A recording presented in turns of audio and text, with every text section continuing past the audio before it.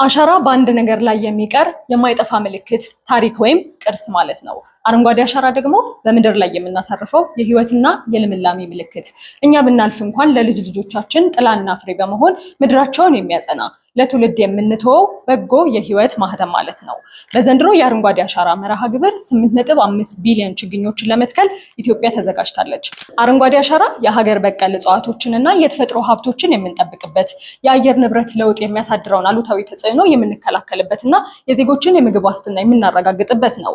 እንግዲህ አሻራ ማለት ትላንት የሰራ ነው፣ ዛሬ የምንኖረው፣ ነገ ለትውልድ የሚሻገር የማይጠፋ የህይወት ማህተም ነው ካልን የአረንጓዴ አሻራም በቢሊዮኖች የሚቆጠሩ ችግኞችን ወደ ህያው ጫካነት በመቀየር ለምድራችን አዲስ ትንፋሽ፣ ለቀጣዩ ትውልድ ደግሞ አስተማማኝ ዋስትና የሆነ መርሃ ግብር ነው ማለት ነው። ዛሬ የምንተክላት አንዲት ችግኝ የነገዋን ውብና ለምለም ኢትዮጵያን የምትወስን ታላቅ አሻራ ናት። የሁላችንም የጣት አሻራ እንደየማንነታችን የተለያየ ሲሆን አረንጓዴ አሻራችን ግን አንድ የመሆናችንና የመተባበራችን ማሳያ ነው። እርሶስ በዚህ ታሪካዊ ምዕራፍ ላይ የራስዎን አረንጓዴ አሻራ ለማሳረፍ እንዴት እየተዘጋጁ ነው? ሀሳቡን በሀሳብ መስጫ ሳጥኑ ላይ ያሳውቁን። በጸሎት ነኝ የፋና ዲጂታል ቤተሰብ ይሁኑ።